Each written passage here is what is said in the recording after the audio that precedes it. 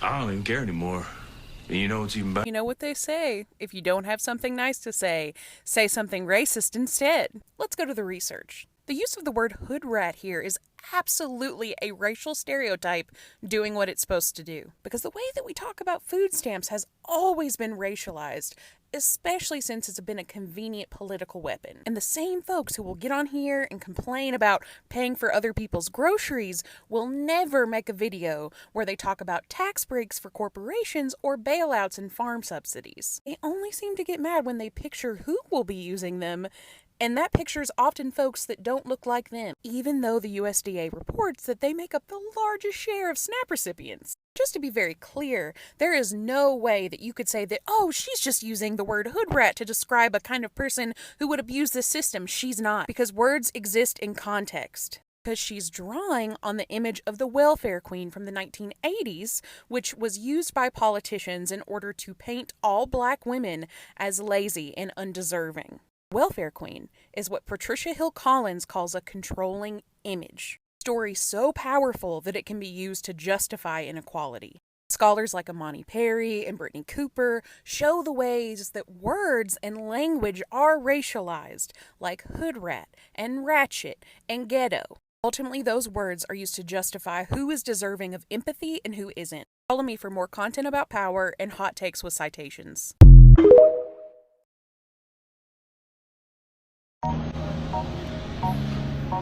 Often frame this kind of take as common sense, but that take ignores a lot of the nuance around poverty and families. So for that, let's go to the research. The majority of people who receive public assistance in the US already work full or part-time. They're just paid wages that don't meet the cost of housing, food, or childcare. The average family size for families on assistance is about 2 kids, not lots of kids. The real driver of need isn't people being irresponsible. It's low wages and high costs. Programs like SNAP or child tax credits don't replace parents. They actually stabilize families so that kids have enough to eat and parents can stay in the workforce. When these supports are cut, child poverty rates spike almost immediately. And we saw that after the 2021 child tax credit expansion ended. Ultimately, deciding that you want to place the blame on the individual instead of other systems doesn't take you out of those systems, and it doesn't keep you safe. So instead of pointing fingers at perceived failures,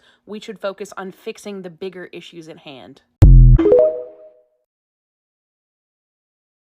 Messages for all the people that are complaining that they're not getting their food stamps for November. What did you do with October's food stamp money? Smug little question right there. That's what scholars call the moralization of poverty, and it's not new. Let's go to the research. In the 1990s, scholar Herbert Gans wrote about the way that in the US we uphold inequality because we tell this story that poverty is somehow a moral individual failing. If you're rich, you must have worked hard with no help. If you're poor, you obviously failed. If you need assistance, how dare you? That is a myth that makes hunger feel deserved. Other scholars talk about this as well. Michael Katz, for example, talks about the deserving versus undeserving divide, which is a way for us to decide who is worthy of our care. And there's another thing happening here, especially when she bites into that piece of toast. Lauren Berlant calls that cruel optimism. This idea that somehow the creator's struggles are indicative of her moral success. She works 2 jobs and would get a third if she had to. Somehow she's more virtuous and deserving. The truth is that poverty is not a character flaw. It is the predictable outcome of a system built on extraction. That system depends on us believing that the people at the bottom deserve to stay there, and that could never ever be us, which just isn't true. And it's something I'll talk about in another video. If you're in government assistance, you should have to account for what you purchase. You don't deserve luxury food on someone else's dime, and you dang sure better be grateful for what you're getting. That right there is an example of deservingness heuristics. And for more on that, let's go to the research. For those that are new here, I'm Dr. Shauna, a PhD who does hot takes with citations. And this is part 3 of a 5-part series looking into the different myths and stereotypes that exist around folks who need access to SNAP benefits and food stamps. Deservingness heuristics is just a fancy phrase for talking about the way that we quickly use cues to sort folks into groups. Specifically, the way that we use emotion-driven cues to sort people into worthy poor and unworthy poor. So, hardworking single mom, worthy. An unemployed young man, unworthy. To help us better understand this, I want to bring in what some economists call folk justice, or the idea that we don't evaluate policy, we evaluate people. Research across the US and Europe shows that support for welfare recipients rises when they're shown as responsible and trying, and it collapses if they're shown as lazy and undeserving. And unfortunately, this doesn't just stay in opinion polls, it shapes policy. When the US made the move from aid to families with dependent children to temporary assistance for needy families, lawmakers explicitly tied aid to work requirements. And sociologists have shown how that has punished people in poverty instead of helping them, or even preventing it. Deservingness heuristics also explains why some groups are met with empathy and others are met with suspicion. Now, this is obviously racialized and gendered, but there are other intersections of identity that complicate this as well. And that snap choice on sympathy versus suspicion isn't based on facts. It's based on feelings about race and power and gender and culture. And the more that we moralize need, the easier it becomes to ignore injustice. Follow for more hot takes with citations and stay tuned for part 4 of this series. You can afford to get your nails done, new tattoos, fake lashes, taking vacations, all that stuff. If you can't afford that, you can afford to buy your own groceries. That line about lashes and nails, it's coded racism. For more on that, let's go to the research. I'm Dr. Shauna, a PhD who does hot takes with citations, and this is part 4 of our 5-part series on why we blame the poor. Today, we're talking about racialized stereotype. When I say coded racism, I'm talking about messages that use racially loaded cues without saying anything about race specifically. These cues are often used to trigger resentment and shame when we're talking about welfare because of the historical context in this country. When we use the words lashes, nails, and luxury, we are giving a racial message. And those words carry a racial message, whether or not someone intends to. That's the impact that they have. Now, for those messages in coded racism to have meaning, there has to be a context. And for that, we have to talk about the welfare queen. A couple of folks have mentioned this in the comment sections of the other parts of this series, and I think it's very important that we talk about it. The image of the welfare queen comes from the late 1970s and 80s, and from the one and only Ronald Reagan.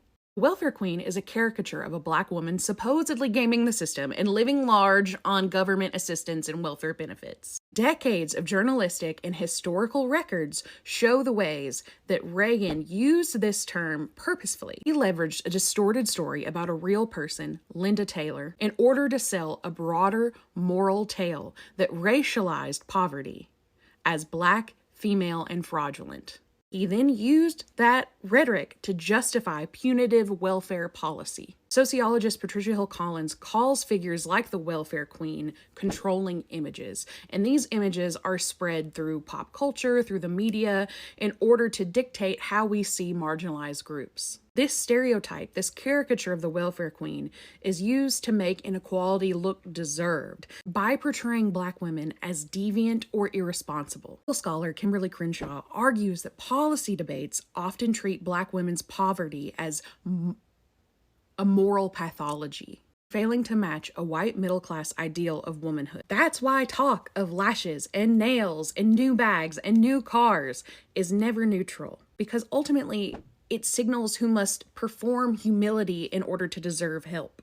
Now, to really understand this, we also have to talk about respectability politics, or the politics of respectability. And that phrase comes from historian Evelyn Brooks Higginbotham.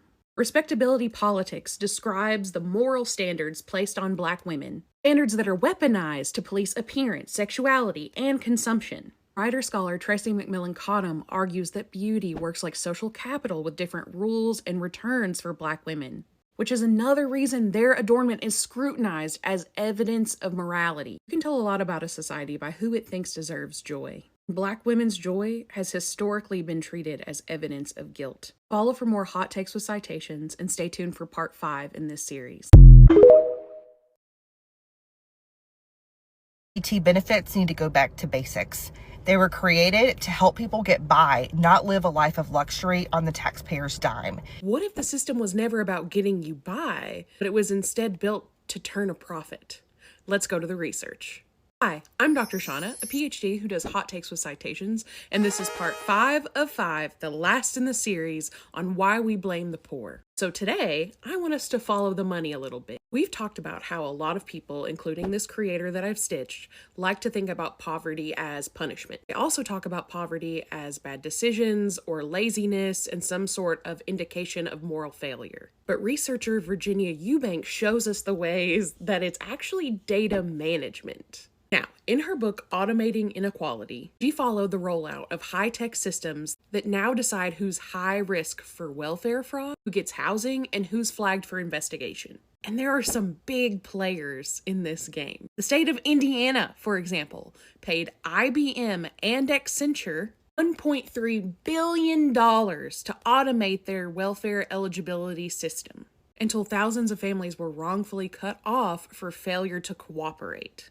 Which means that the system set up to serve these families failed the ones who needed it the most. Now we need to talk about neoliberal paternalism, which comes from political science, which is a fancy way of saying that poor people don't just need support, they need discipline, which is why our modern welfare programs are structured around this idea of compliance over care. It's full of work requirements, surveillance, drug tests, and reviews, which ultimately doesn't reduce inequality, instead it shapes the behavior of the people involved in the system. So instead of a safety net, we now have this giant maze of bureaucracy and private contractors that are profiting off of the people that they're being paid to help. So all of these different moral stories, the things that we've looked at throughout this series, they work together to uphold this system from which a lot of people are profiting. And the reason why those stories often go unchallenged and they can continue to multiply is because they make the exploitation of people look fair, and they make the companies turning a profit look like they're virtuous. Thank you for watching this series on why we blame the poor. Follow for more hot takes with citations, and if you have ideas for other content you'd like to see, please leave it below in the comments.